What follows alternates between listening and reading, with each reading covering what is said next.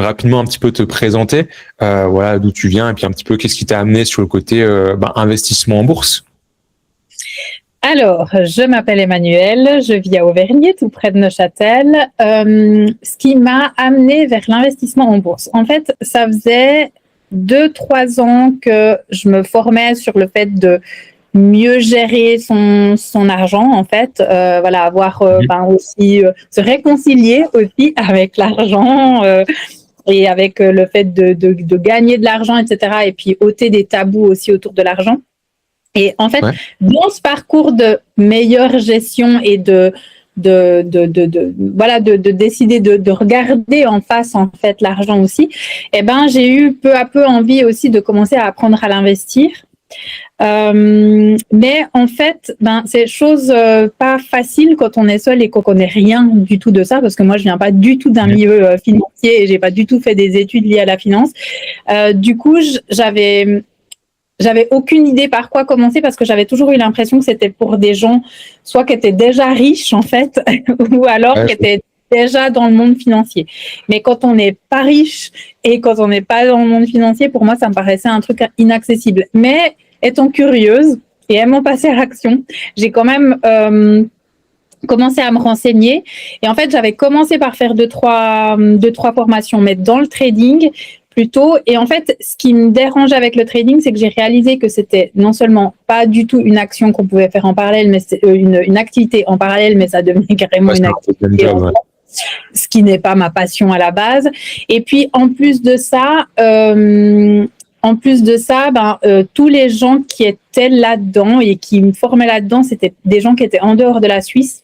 Et donc, il y avait chaque fois aussi ce problème il y a un moment donné où, OK, on apprend certaines choses, mais il y a un moment donné où le fait qu'ils ne connaissent pas le système suisse, soit de comment ça se passe en termes de fiscalité, etc., ça met chaque fois des obstacles en plus.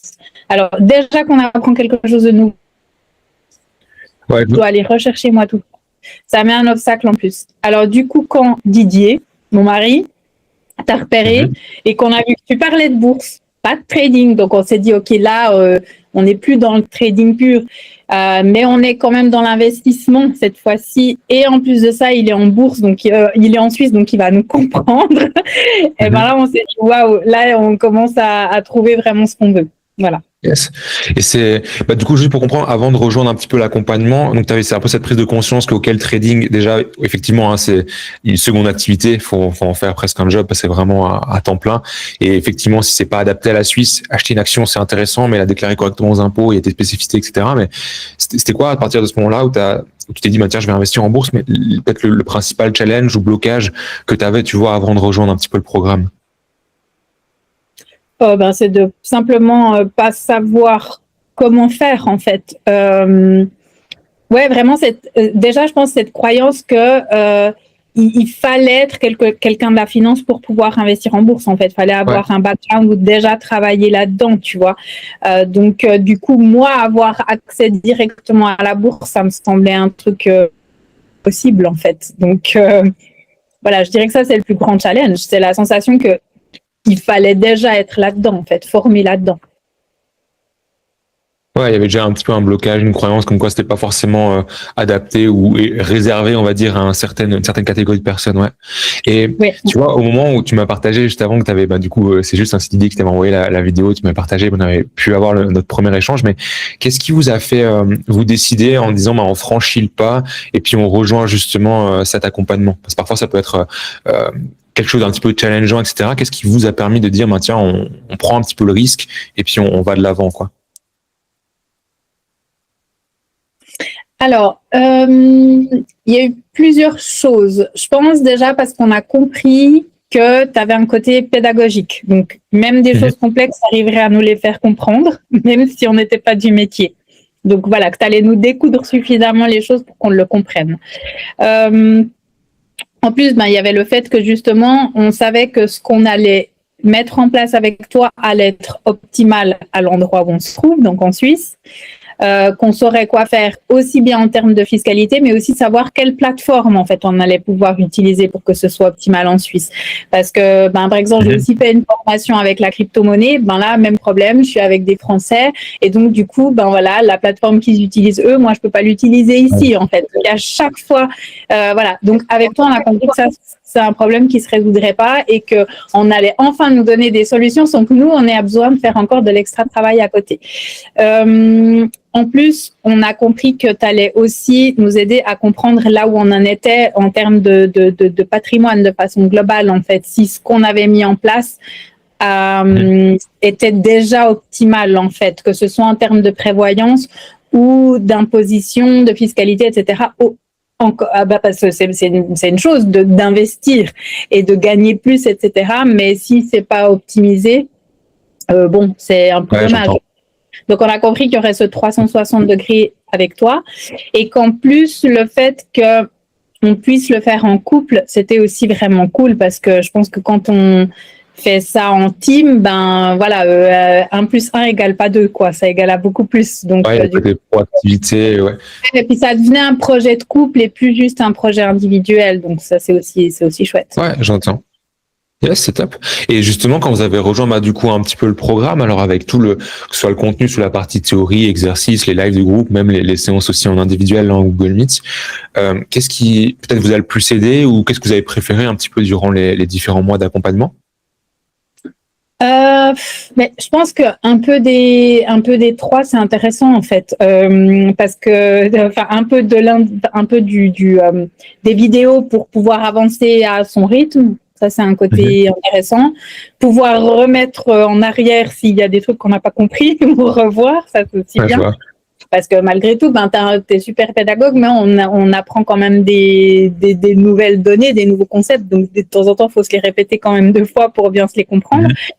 Et puis après, de pouvoir faire l'individuel où vraiment on peut aussi parler de nos cas particuliers, ça c'est vraiment chouette. Et après, avec le groupe, c'est sympa parce que de nouveau, comme toutes les formations que j'ai faites, c'était chaque fois soit avec des Anglais, soit avec des Français.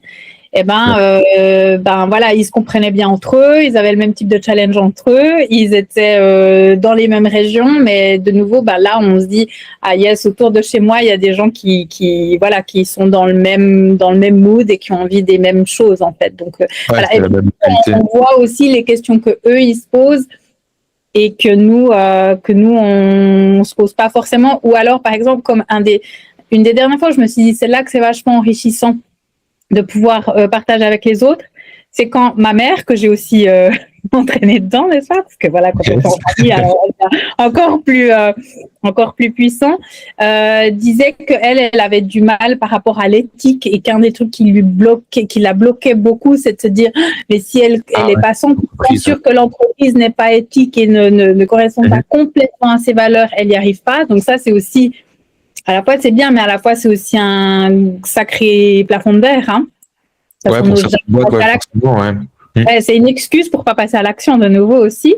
Et d'avoir une toute autre vision d'une autre personne qui est intervenue et qui disait, moi je me dis que de toute façon, en fait, ça a lieu. Donc autant que je puisse aussi, moi, générer de l'argent pour pouvoir après faire des choses intéressantes avec, je mets aussi derrière. Et du coup, en l'entendant, on s'est dit, mais en fait, il a raison finalement. En fait, c'est pas parce que nous, on décide de jamais investir que ces entreprises, elles vont pas... si elles font des choses négatives, elles le feront avec ou sans nous, en fait. Qui est certaines croyances, je trouve. Ouais, c'est juste, il y a pas mal de boîtes où tu peux déjà faire un tri, en fait, si déjà d'un point de vue éthique, ça joue pas, tout simplement, c'est que c'est dans l'armement ou ce genre de choses, l'extraction de pétrole ou autre. Mais c'est vrai qu'il y aura jamais une entreprise à 10 sur 10 sur tous les niveaux. Donc c'est vrai que, et ouais, c'était juste, en plus, c'était intéressant, c'était vraiment le live de groupe juste après le séminaire. Et du coup, ça m'amène un petit peu sur cette question où, en plus, tu as pu participer justement au début d'année à cette rencontre un petit peu en physique. Qu'est-ce que tu as pensé justement du coup, du séminaire là qu'on a pu organiser typiquement au début d'année? Justement, j'ai trouvé que c'était riche de pouvoir le faire aussi en vrai, en fait, en chair et en os, si on veut bien, parce que déjà avec la bourse, on est avec quelque chose qui a un petit côté abstrait, même si le marché c'est très concret, mais on est déjà en ligne, en fait, où on n'a pas forcément besoin du contact avec les autres. Ouais, en plus, il y a souvent la croyance que tout ce qui est lié à la finance et à l'argent, c'est des choses froides, sans relation, sans émotion, etc. Et du coup, de pouvoir rencontrer aussi des gens et de voir pourquoi ils le font, quelles sont leurs motivations, etc., ben ça amène de l'humain là-dedans. Donc, je trouve que c'est justement intéressant. Et la preuve que l'argent ne divise pas forcément, elle peut aussi réunir, en fait. Ouais, juste, mais c'était cool là, en l'occurrence, on est en Google Meet, mais c'était aussi cool de pouvoir rencontrer tout le monde, puis comme tu dis, échanger un peu sur les différentes stratégies, les peut-être différentes motivations, les objectifs. Ça, c'était vraiment intéressant. Yes. Et puis, en termes peut-être plus alors pas forcément de résultats, mais de choses concrètes que vous avez pu mettre en place, du coup, à la fin de l'accompagnement, en termes d'investissement en bourse. Aujourd'hui, qu'est-ce que vous avez pu, concrètement, mettre en place avec le socle passif, puis un petit peu les actions de qualité?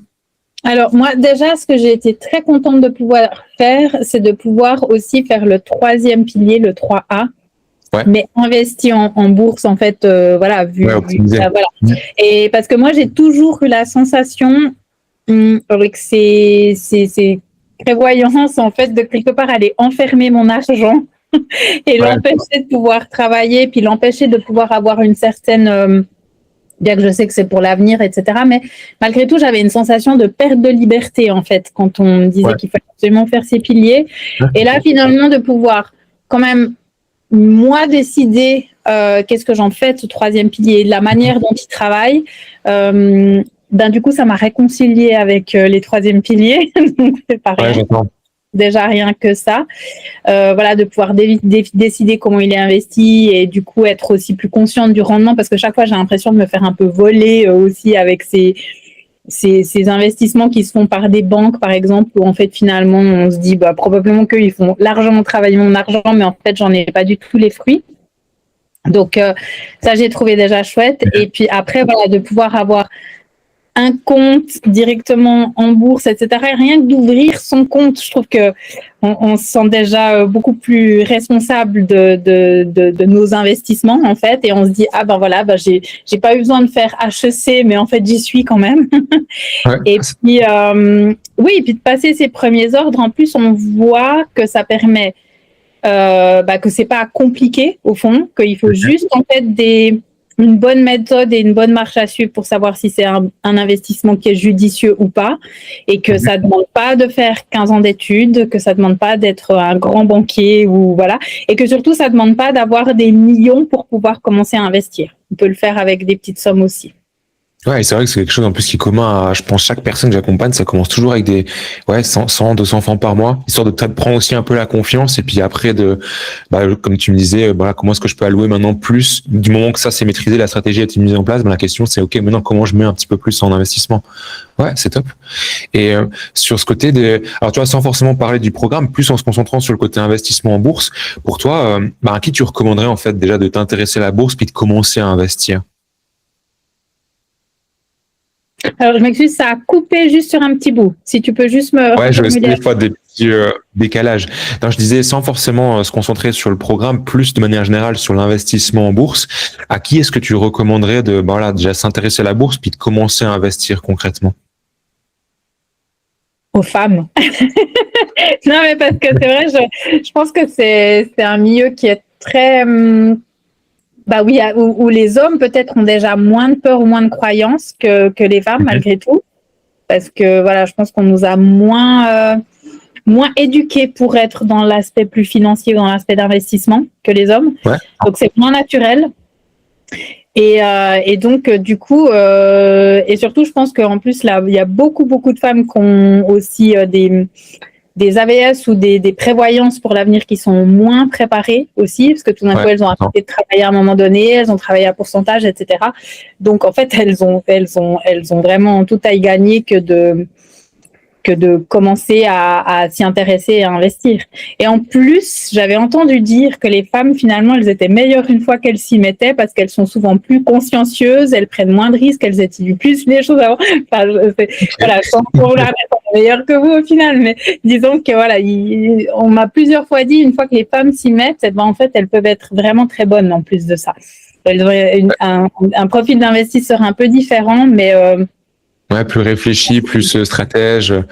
J'en vois même plus proactif dans la partie suivi. C'est vrai que là, sur les élèves, du coup, il y a, j'ai pas la stat, mais il y a pas mal de femmes et d'hommes, mais c'est vrai qu'il y a la proactivité aussi de votre part, et ça c'est aussi cool, tu vois, de l'autre côté, on va dire, dans le sens formateur, de pouvoir vous accompagner, etc. Mais ouais, c'est top. Et c'est vrai que c'est comme tu dis, hein, si tu comptes que sur la partie confédération ou ce qui a été mis en place pour toi, et si en plus, comme tu le partages, bah justement, il y a eu des aléas de la vie qui a fait que t'as pas un deuxième pilier qui est complet ou autre, ouais, sans l'investissement privé, ça peut être challengeant après sur la partie retraite, ouais. Moi, j'avais vu, juste petit aparté, mais j'avais vu à une masterclass organisée par la Raiffeisen sur la prévoyance des femmes. Et en fait, pendant qu'ils donnaient la masterclass, tu voyais les messages des participants. Ouais, je vois. Et quand ils ont commencé à expliquer l'impact qu'avait sur la prévoyance, le fait d'avoir à un moment donné soit arrêté de travailler, soit travailler à pourcentage, je peux dire que ça commençait à paniquer dans les messages, où je pense qu'il y en a pas mal qui se sont rendus compte que soit elles allaient devoir rester toute leur vie avec leur mari, soit voilà. Mais qu'en fait, elles n'avaient peut-être pas la liberté de choisir comme elles pensaient, en fait. Donc, il y a ce côté contrainte au lieu d'avoir le choix finalement.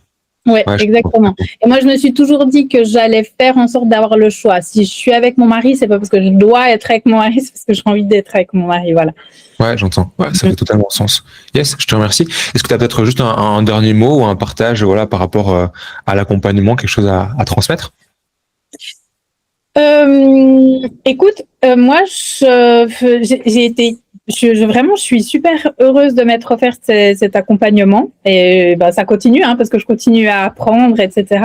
Mais vraiment, je suis contente parce que déjà, ça m'a rendue plus consciente du système dans lequel je vis, voilà, du système suisse, de ses avantages et de ses inconvénients, de comment faire pour que ce soit le plus optimal pour moi, aujourd'hui et pour mon avenir. Et puis, voilà, ça m'a donné des outils pour pouvoir choisir aussi où je voulais investir, plus le troisième pilier, plus la bourse, etc. Enfin, voilà, ça m'a donné une belle autonomie, puis ça m'a permis de me sentir plus confiante aussi par rapport à l'investissement. Voilà, en plus, je trouve que tu as été et tu es encore extrêmement disponible pour répondre aux questions. Tu calmes quand on panique. Tu permets de simplifier quand on a l'impression que c'est hyper complexe. Donc, ouais, je suis vraiment contente de l'avoir fait. Yes, c'est top. Bah, écoute, je te remercie. Et effectivement, il y aura toujours cette partie, au-delà de la formation qui a été suivie, mise en place, ce côté apprentissage continu pour, voilà, continuellement pouvoir apporter un peu la valeur. Yes, top, je te remercie.